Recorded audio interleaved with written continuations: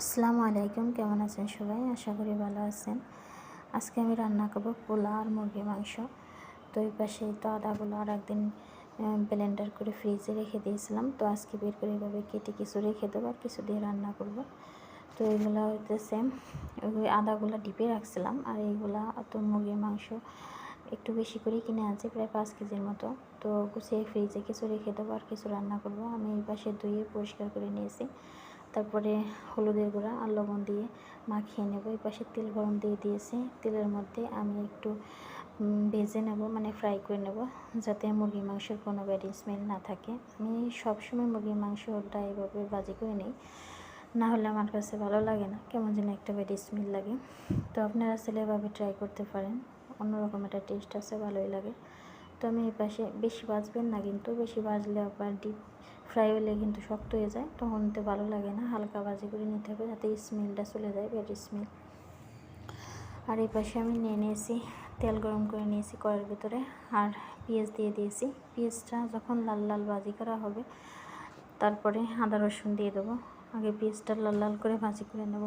এর মধ্যে লং, তেজপাতা, গরম মশলা যা যা দেওয়ার সব কিছু দিয়ে দেবো। দিয়ে দেওয়ার পরে এতে লাল লাল পেঁয়াজটা লাল লাল হয়ে গেছে। এখন দিয়ে দিতেছে আদা বাটা, রসুন বাটা দিয়ে নাড়াচাড়া করে এগুলো একটু হালকা সুন্দর করে একটু ভাজি করে নিতে হবে।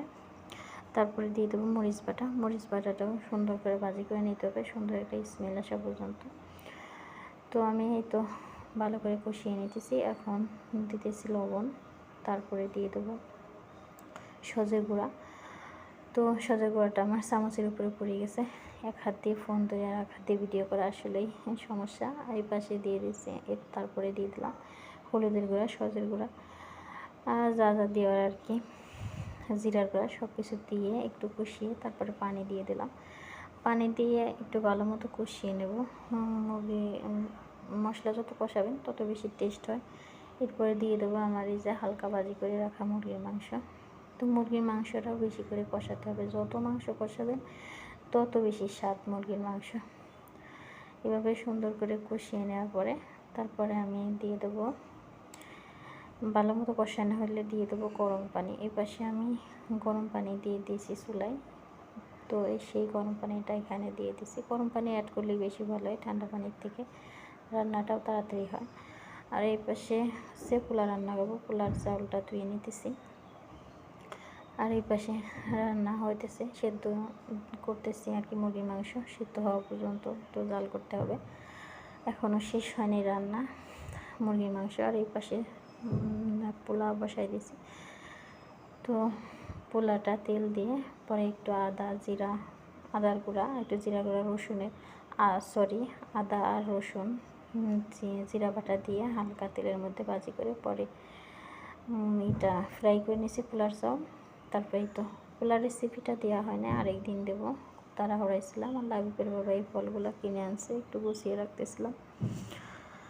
এই পাশে বিকালবেলা চলে আসলাম বাইরে। আমার ছেলে প্রতিদিন এই যে দোকান তার আসতে হবে, আর বিস্কুট, চিপস, কোক এগুলো তো কিনতেই হবে। এই তো কেক কিনতেছে, প্রতিদিনই সে এগুলোই কিনবে ইচ্ছা মতো। এই যে নেওয়ার পরের মতো নিয়ে পরে আঙ্কেলের কাছে দেয়, পরে আঙ্কেলে যে বাইর করবে টাকা দিয়ে, পরে এখন নেব। পরে এই পাশে চলে আসলাম বিকালবেলা আমাদের বাসার পিছন সাইড এটা, তো বাসার সাথেই। এই পাশে আসলে আসলে এত ভালো লাগে, মনটা একবারে জুড়িয়ে যায়, খুবই ভালো লাগে এই পাশের দৃশ্যটা। দেখেন কী নীরবতা, বাসার মধ্যে থাকতে থাকতে আসলে অনেক বোরিং লাগে। এই পাশে আসলে বাচ্চারা অনেক খুশি হয়, আমারও মনটা ফ্রেশ হয়ে যায়, অনেক ভালো লাগে। একবার নীরবতা খুবই সুন্দর লাগে।